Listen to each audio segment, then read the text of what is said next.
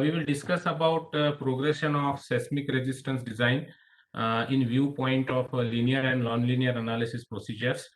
The seismic analysis procedure, of course, there are a lot of procedures as far as the load is concerned, and then the elasticity of the model is concerned.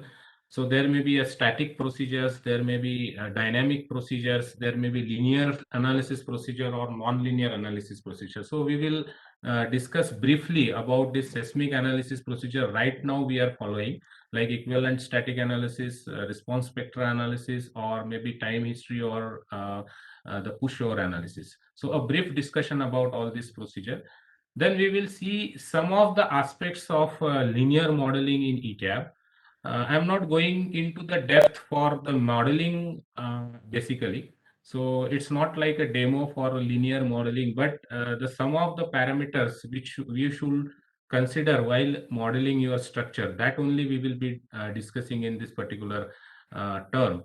So linear modeling, it is presumed that you know already how to model the structure before attending this particular session. So I hope that you have already gone through the process of linear modeling, the load combination, the application of seismic as well as the gravity load on the structure. And then there are certain important parameter you should look at while modeling your structure for linear modeling. That only will be discussed in this particular term, right? Then we will see how to interpret the modal response of the structure and some of the important ground motion characteristics before going for nonlinear analysis. So we have different ground motion. Maybe you can download these motion characteristics from many of the sites available all over the world, and how to interpret that results from this ground motion, and how to use these motions for performing the linear as well as non-linear time history analysis. So that will be discussed here. Then we will see for this particular day how to perform a linear time history analysis by ETAP. So it's like a demo. Along with that, we will be solving some assignments also to perform this linear time history analysis. The non-linear thing is not dealt today. So non-linear thing we will start doing by tomorrow. And tomorrow is the day for nonlinear analysis only. So linear analysis along with the time history analysis, that is what we plan for today, right? So let me start. So all of you know that this is a seismic hazard maps of India. So this is the map which shows the seismic activity uh, all over the world. So you can observe here the most of the seismic events are happening at the boundary of the tectonic plates. So these are all tectonic plates, and you can see the event, the seismic activity are not anywhere, but they happens at the boundary of the plate only. Okay, now this is a seismic map for India, where you can see these different types of dots that will basically represents the seismic activity for different magnitude. Okay, so you can see here there are different types of seismic activities with their magnitude. Okay, so now the thing is how to start with the seismic design of the structure. For that, you should first know the seismic hazard assessment. So there is a term called seismic hazard assessment. So what does it mean? Basically, there are two types in that. One is we call it as a deterministic seismic hazard assessment, and the second one is probabilistic seismic hazard assessment, right? So basically, the thing is we don't know where exactly the earthquake will happen and what will be the magnitude and other parameters of the earthquake. So that is the thing. So even now, as of now, also we cannot predict the earthquake event, but we have the historical data of the earthquake that we can use for our analysis. So we can only predict the probability of the earthquakes, right? So whenever you take a ground motion, the ground motion is something like this, where you have got acceleration on a vertical axis and the time period on the horizontal axis. So if you plot a graph, your motion characteristics will be something like this. right? So it is a time versus acceleration value. So there is a one term called peak ground acceleration. So whenever you got a graph like this, these are the values, maybe positive or negative, right? So you have got the peak ground acceleration value corresponding to particular time period. So let us say this is your PGA value for the particular event. So this is called as PGA value. This is one of the term which will be used to represent the damage potential of the earthquake. It is not the only term which will represent a damage potential. There are other terms also which for a particular time history to know exactly how much damage that earthquake can cause to your structure. So it is one of the widely used term to represent the damage potential of the earthquake, which is called as the peak ground acceleration. So what does it mean that it is the maximum value of acceleration for a particular time history. So if you plot a peak ground acceleration for a particular region, let's say if you have selected a region here, a particular region where you need to perform a study, and then you can divide this particular region into number of grid point, and each point you can plot this PGA value with respect to the probability of accidents. Now, what is this probability of accidents? I'm talking about this particular procedure, the probabilistic seismic hazard assessment. So let's say you have to first define the probability of accident in next 50 years. Let's say I assume certain figure, say 0.1 G. 0.1 G is my PGA value, which has a probability of accidents of, let's say, 10%, because it is 0.1 G. So it is 10% of in the next 50 years. So this figure should be previously pre-decided, which is called as your performance objective also. And with this figure, you can plot a graph between the two figure, one with PGA value, one with PGA value, and on the another axis, it is probability of accidents in next 50 years. So PE value, probability of accidents. So your graph is something like this, where you have got the PGA values and corresponding probability of accidents in next 50 years, let's say.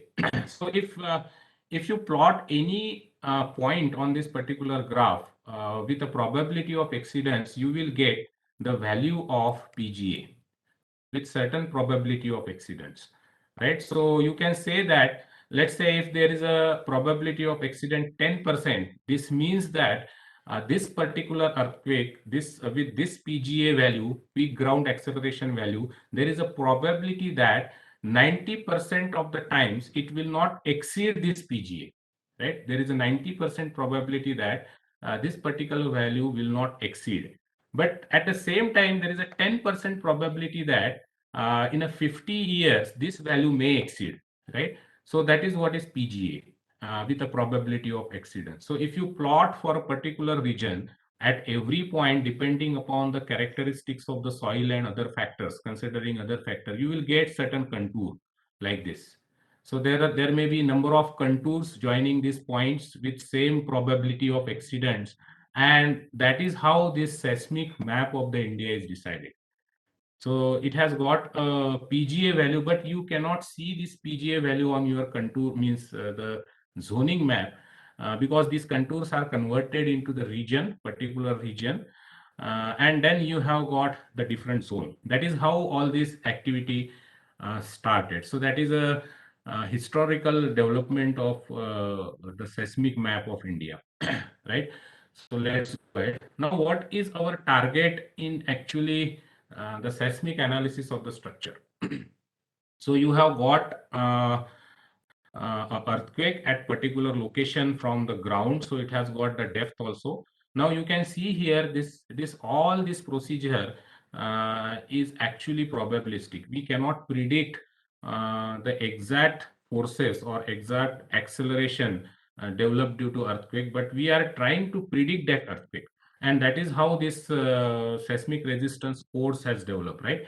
So you have got an earthquake here, somewhere here, and then this earthquake, you can consider a point on the ground, which is called as the epicenter, and then when this earthquake event will be there, this waves will travel through the soil and ultimately it reach to your site, which is somewhere here, right? Again, when these rays are reaching to the site, this soil is not a stable one. The response of the soil is not again the linear one, and it depends upon many characteristics. Supposing if you have got say soft soil, that will be the amplification of the response at that particular building, right? Suppose if you have got a hard soil, then the response may be less. So when these waves hit to your particular site, the response of the soil itself is not linear. So you need to predict this response first. Then it comes to the structure. Before going to the structure, the soil will actually react to this particular waves, and then it comes to the structure. Again, consider if you consider the structure is also not a linear one. It has got its own complexities with the configuration, the vertical irregularity, maybe stiffness irregularity, lots of irregularities are there. And then if you go to the component level, like your beams, columns, or maybe material, they have that got their own complexities. They are also not linear performance, right? So this entire structure thing is again a point of research. The soil is again a point of research, and then this earthquake is again a point of research. So there are a lot of uncertainties, and then finally when it reaches the ground, we are interested in predicting the response of this particular structure, how it will react to this particular waves, seismic waves. So the reaction or the response of the structure, it can be a linear response or it can be a non-linear response, right? Mostly the response is non-linear, but for our simplification, we may assume that the response is linear, and then we can develop some seismic assessment, means seismic analysis procedure based on the linear response, or we can also assume that the response is means the response is non-linear. That is not assumption, actually, that is the realistic response. We can also consider the realistic response of the structure, which is non-linear, along with their component like material and components like beam, columns, slabs, which will behave non-linear, and then we can develop some seismic analysis procedures. So basically, when you consider the structure response only, not these other responses. Now, when we do a structure response, this structure response comes from soil response and from the earthquake response, of course, the event response, earthquake event response, right? But we will be focusing on the structure response, where the response can be categorized as linear or non-linear. So then these methods of analysis are developed based on the assumption that the structure response is linear or it may be non-linear. So we need to study the characteristics of the ground. Firstly, to apply this particular load, which is your non-linear load, which is called as a time history. And then we can, with the help of this load, which is non-linear load, we can predict the response of the structure in a means we can design the structure in a linear way, predicting the response in a linear way, or maybe in the non-linear way. Now, this response estimation of the demand on the structure may be global level demand or interstory level demand or component level demand.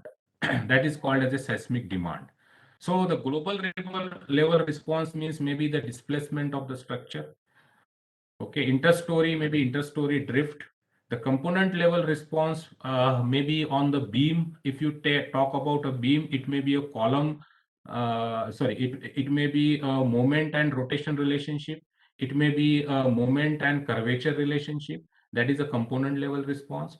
So what we are doing in this entire procedure is we are actually predicting the seismic waves, or we are actually assessing the seismic waves is severity in terms of acceleration load, which is a time dependent acceleration, which is applied on your particular structure, and then we will predict the response in terms of linearity or non-linearity of the material and at component level.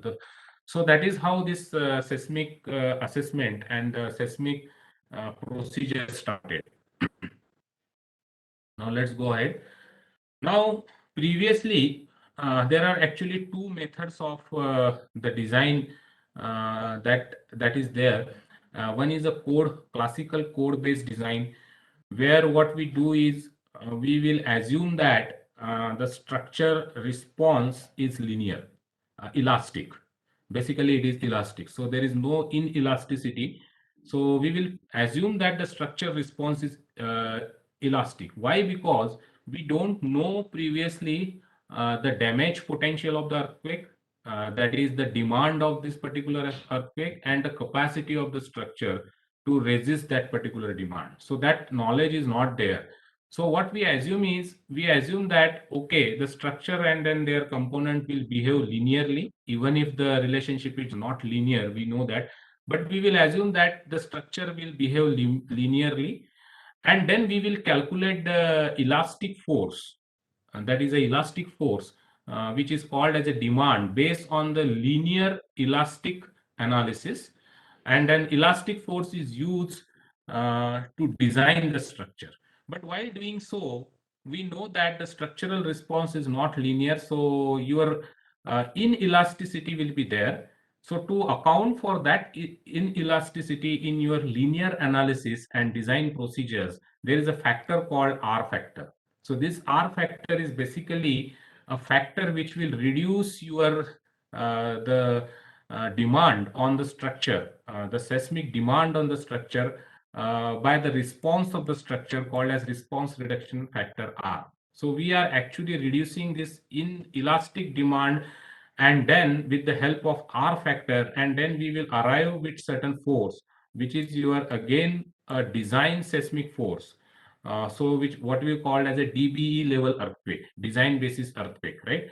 So that is a force where this demand, inelastic demand, is reduced with the help of R factor, which is a approximate procedure, because we don't know the actual behavior of the structure after elastic range. We are not predicting the actual behavior of the structure after elastic range, but with certain assumption, we will reduce this particular force to get a design basis earthquake, so which is called as DBE level earthquake, which is called as DBE level earthquake, right? And this force we will be using for design of structures. So that is your classical design method, traditional design method, and that is called as a force-based design. That is called as a force-based design, and there we have a working stress method and ultimate strain design method. And then the next approach comes, which is a displacement based design approach, where the focus is to calculate the actual demand of the structure, the actual inelastic behavior of the structure, so that we can analyze that structure in a considering the inelastic properties of the structure. Okay, so that is the second method, which is called as a deformation, which is called as a displacement based method. So in that we have the capacity design, and then direct displacement design, and the most realistic one is performance based design, where we will actually predicting the response of the structure. We are actually predicting the inelastic behavior of the structure, and based on that inelastic behavior, we will assume certain performance level, we will assume certain performance objective, and that objective is assigned to a particular structure. That means, let us say, if you want that your structure should remain elastic even in the earthquake event, right? So that is your performance objective. You want that your structure, some minor damage is acceptable, some element can go into the inelastic range, that is acceptable. So there are different performance objective you can set for a particular structure based on the earthquake event. That means the severity of the earthquake, the severity of the ground motion, and then you can set certain performance objective for the structure, and ultimately you can predict the inelastic behavior of the structure and try to fit your structure in that performance objective. That is called as a performance based design. So in that, what we do is we will the first aim is to predict the inelastic behavior of the structure, and while doing so, your model, which is your computer model, will also be non-linear. So making a non-linear model, and then predicting the performance of the structure and fitting that performance in a particular objective. That is called as a performance based design, in short, in a brief way. Okay, it has got very vast scope actually, but in short, it is a performance that you need to assess in a performance based design.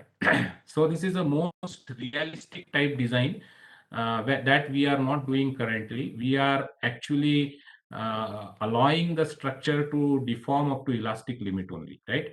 And then based on that elastic force, which is reduced with R factor, response reduction factor, we will be designing our structure nowadays, right? With the traditional design methods. Okay, so based on that, if you classify your model, structural model, which is used for the analysis purpose, maybe ETAB model, you can say. So it can be classified as a linear model, and it can be classified as a non-linear model also. So what is linear model? Linear model is the one where you are going to assume that the response is linear. Response is linear. Now, response can be at material level, the response can be at the component level, or it can be at the structure level also. So, but we will assume that our response is linear. What that means, you are, let's say for material, the stress and strain relationship is linear. That means this E value that we are going to use in the analysis is constant. Whatever the force may be, your E value is constant. That means, suppose if a certain structure is subjected to a very severe earthquake ground motions, in that case also the structure will behave in a linear manner. But that is not realistic.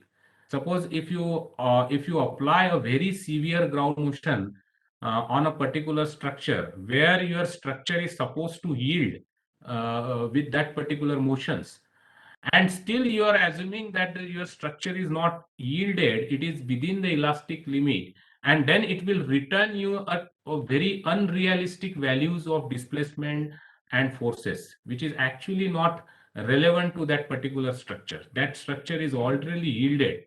Okay, and still you are assuming that my structure is linear, so my response, whatever response I will get from that particular structure in the form of displacement and all, that is also linear.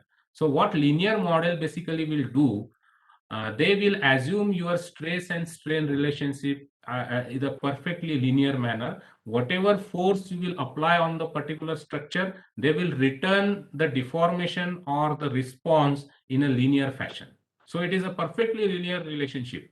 That means, suppose if I apply certain force, I can find out the deformation because it is a linear relationship. Okay, so basically the linearity is concentrated at three levels. One is at the material level, where you have got E and A and I. E and A, these are the properties. So E is the basic things where the material non-linearity means linearity is assumed. And then at the cross-section level, which is A and I, and then your member level, which is your length of the member. So everywhere this linearity is assumed in a linear analysis. Okay, so that is actually not the realistic one, which is what we are assuming in a linear analysis. And then comes the nonlinear analysis, where we are actually predicting the nonlinear response of the structure. We are trying to predict the nonlinear response of the structure where your E value is not constant. E value is not considered constant. It will be varying. EI, these are the stiffness properties of the structure, that is also not constant, which is your K, right? So your response is something like this, to a material level, to a component level, and on the structure level also, right? And this will be the most realistic response that we are predicting, right? And this may not be a real one, right? Now this is a structural model classification, and based on seismic loading also we can classify the loads at static, where F is proportional to K with U factor. So F is equal to KU is a static relationship. It is not, that means the load is not varying with respect to time. So it is a static one. The seismic loading is static one. actually the loading is also not static, it is dynamic. But for our simplicity, we can assume that the structural loading due to earthquake is static. And then after that, we can also assume that the structural loading is actual dynamic load, where this dynamic equations of equilibrium is applicable. Mu double dot plus Cu dot plus Ku equal to F of T, right? So that is a dynamic kind of loading. So loading wise, it is either static or dynamic. Static is again not realistic. That is approximate approximations for the structural loading. And dynamic is a realistic load which is actually there on the structure. So we can assume the loading as static or dynamic. And then you have got the different methods of analysis, seismic analysis. The very first one, which is called as a equivalent lateral force method, where we are converting this dynamic load into a equivalent static load, and then that force is applied on the structure, and then we will perform the analysis based on that structure. So as far as IS codes are concerned, you can only perform this method when your time period is up to 0.4 seconds. Beyond that, you should not use this equivalent lateral force method, that is equivalent static method, you can say. So up to 0.4 second, you can use this equivalent lateral force method. And then second thing is your building should be symmetric. That means the vertically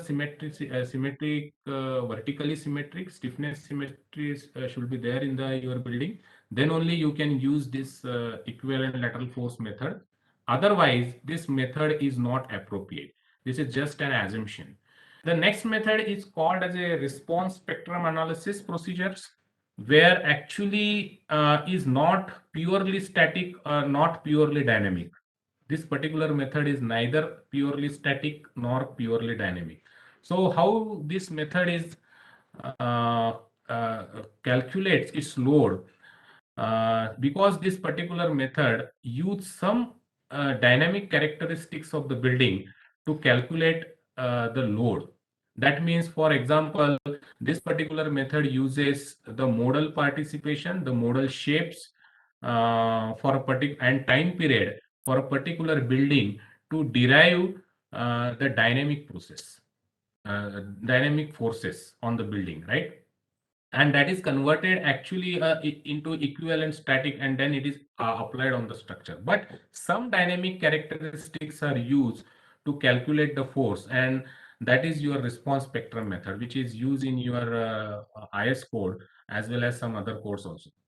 The third method is called as a modal response history analysis or modal time history analysis procedures, where this is actually a dynamic analysis procedure, but again, it is a linear one, because we are not assuming any non-linearity in material in at component level or at structure level. So it is again a linear one.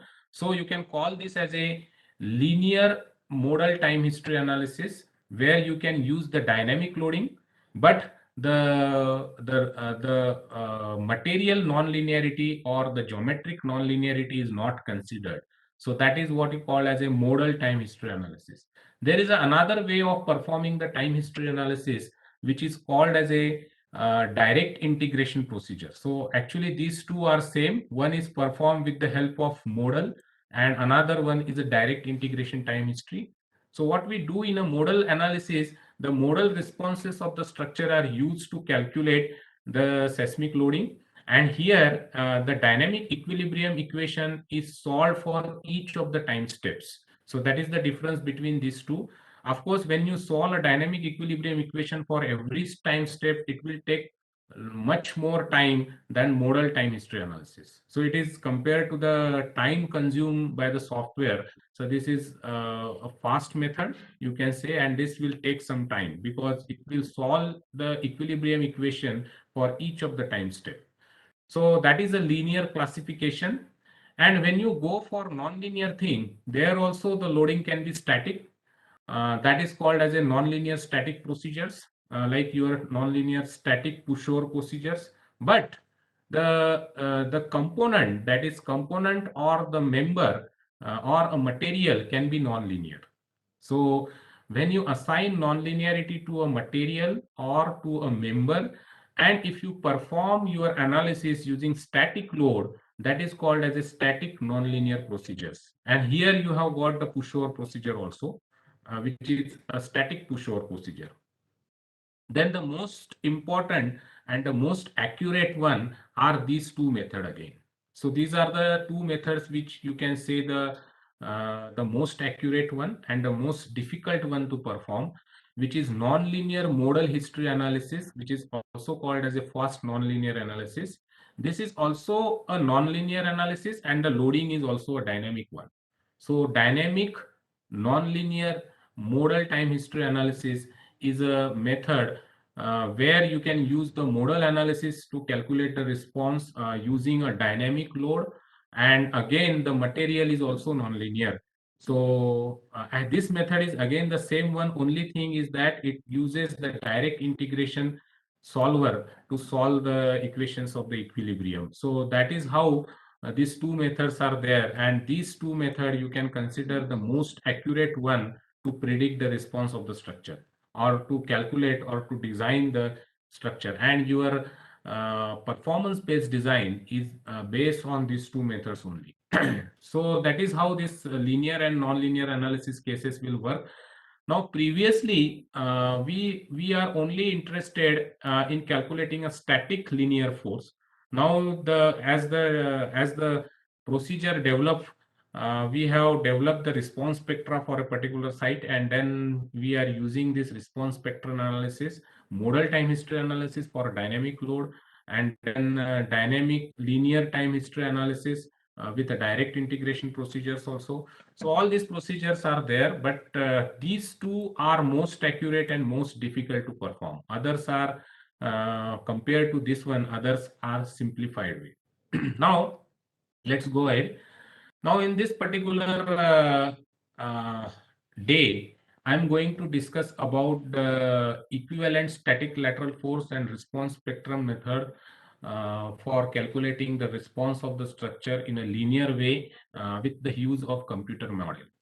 Now you should first understand that even if you are going for the non-linear procedure, your linear model should be accurate, because this is the basis for performing the nonlinear analysis. For example, when you trying to predict the nonlinear behavior of material, let's say for stress versus strain behavior, stress and strain behavior. So your behavior is something like this, which is not linear one. So at certain point, up to certain point, your material non-linearity will be there, and after that, the material will behave in a non-linear fashion. So this information, up to what time this material is behaved as a linear one, this information we will be using for calculating the sectional properties of the material. For example, the reinforcement in your beam or reinforcement in your column. Once you got that information, okay, up to this limit, I need to design my particular members with the help of linear analysis. So you have got a cross section, where you have got the amount of steel and cross sectional detail, and then you can uh, carry forward this particular linear model into a non-linear model, or you can convert this linear model into non-linear model based on these properties. That means this is a primary input required for linear non-linear analysis. So that is a primary input. Once you got the reinforcement, then only you can predict, means then only you can decide upon the nonlinear behavior of this particular material. So using this primary input, what you are doing actually, you are actually giving nonlinear relationship of stress and strain at material level to the software. That okay, I have got this cross section with this particular reinforcement. So now I can give the nonlinear relationship to a particular software, and this relationship is used to perform the nonlinear analysis. Now, this relationship you can either give at material level, and then or at the, let us say, at the member level. For example, you can give moment versus rotation, moments rotation relationship, moment theta, right? So that is also non-linear. Or you can give moment curvature relationship, that is also non-linear one, but moment rotation and moment curvature are at component level. That may be at the beam or columns. This is at basically at the material level. So what happen if you give this nonlinear relationship to the software at material level? The software will automatically convert it into the component level and then at the structure level. The response is automatically converted into the component level and then at the structure level. So this is a basic primary input at material level. So accordingly, we have again a classification of nonlinear things, whether to give at material level or at component level. So that we will see later on in this particular workshop. Okay, so now primary focus is to how to prepare a linear model. Now, as I told you, I am presuming that you already know the procedure to model the structure, to design the structure using ETABS, and to optimize the structure using ETAB. Now, why I am saying this optimization? Because before going for nonlinear modeling, we should also know the exact amount of reinforcement, the exact cross section for each and every component in your building model. Right from slab, beam, column, and footing. Even footing, we actually do not model in ETAB. So at least for the column, beams, and slab, you should know exactly how much amount of reinforcement is there with optimization, a specific amount of reinforcement. Otherwise, there is no point in performing the nonlinear analysis. Because suppose I will give you an example. Suppose you apply a ground motion characteristics, you are performing a nonlinear analysis and you are trying to apply a ground motion characteristics or a particular ground motion which will not take your model into the nonlinear range. It is still within the linear range. Then your response in the nonlinear analysis is linear. It will not show any nonlinearity because the forces generated by that particular earthquake is again a linear. That means it is not taking your structure into the non-linear range. So what I mean to say is your linear model should be accurate enough. It will capture the realistic reinforcement and the strength of all material first. And after making a linear model, your force, that is your acceleration or any other force which is applied on the structure, should take your model into the nonlinear range. Then only you can extract the nonlinear relationship or nonlinear characteristics of the structure.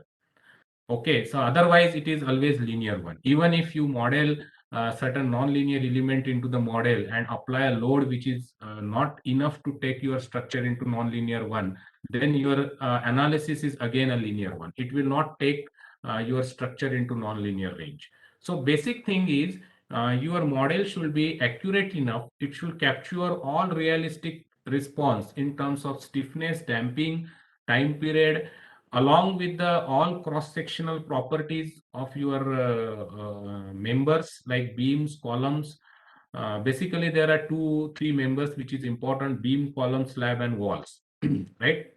So all these members, design of all these members is a primary aim, which is very important as far as your nonlinear analysis is concerned. Now, even if you do the nonlinear analysis, as I told you, your linear response is very, very important because we are designing our structure before going for nonlinear thing with the linear analysis, right? So now I am not going to discuss in depth for the linear analysis, but there are certain things which is very important before you are going for nonlinear analysis, and there are a lot of confusions for many of the parameters, ETAP parameters. Some of the important ETAP parameters is highlighted here, and we will discuss that in detail. And I presume that your linear model will be ready when you go for nonlinear analysis using that parameter. So let us discuss that, and then we will, in the next day, maybe tomorrow, we will focus on nonlinear things. Okay, so nonlinearity basically means modeling